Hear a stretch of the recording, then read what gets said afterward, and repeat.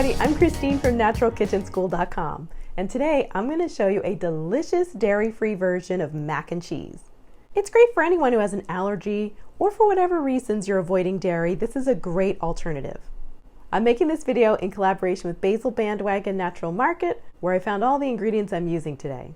Without further ado, let's jump into the recipe. One quick tip I want to show you regarding cauliflower. You ever have this happen to you where you just kept cauliflower around a little too long and you start to get little gray spots on it? The quickest way to get rid of those is just to use a good old vegetable peeler and just take them right off.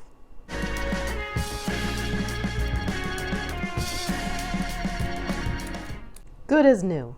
I'm going to cut from underneath and use the pointy end of a knife to easily remove the florets.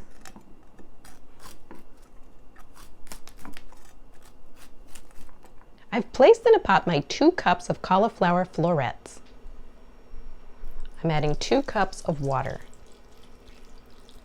This is 1 teaspoon of onion powder, a couple pinches of turmeric, and 1/2 teaspoon of dry mustard. Place it on the stove and now bring it up to a boil over medium-high heat.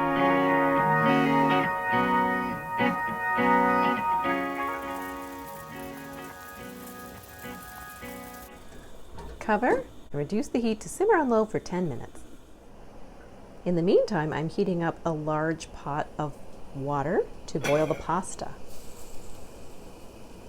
I've got 2 cups of pasta. That's 2 cups by volume, not by weight.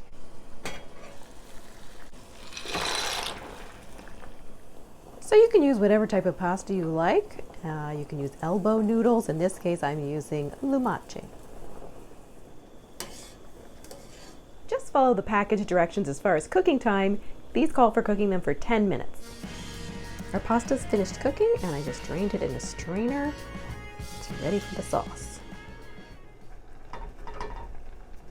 Once the 10 minutes has passed, your cauliflower should be nice and fork tender.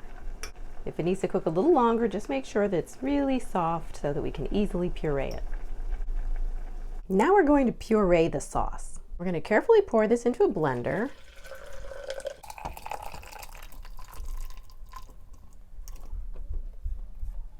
I'm using the NutriBullet. And if you're concerned about blending things that are hot, you can always let this cool down to room temperature before blending.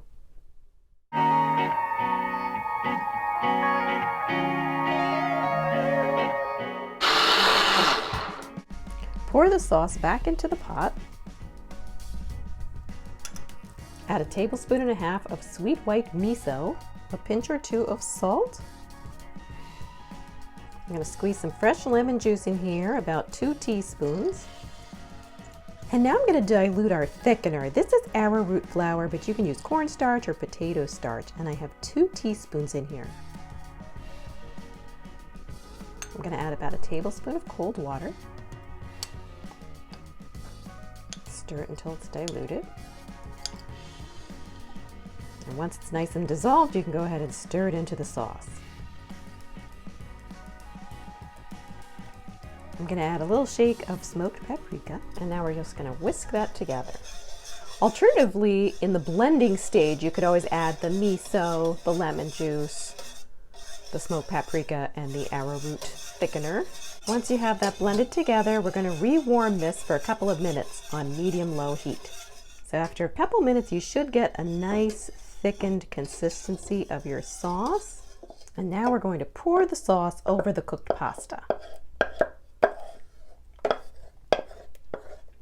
I love using my spatula to get every last little bit of sauce out of here.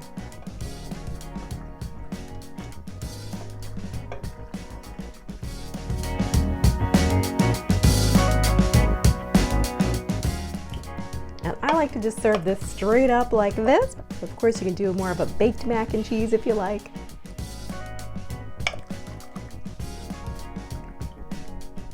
Before serving it, you can top it off with a little extra smoked paprika. My favorite part is taste testing.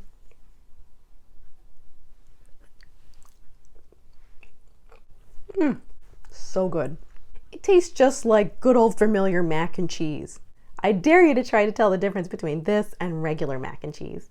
Did this inspire you to try making this yourself? I hope so. Let me know in the comments.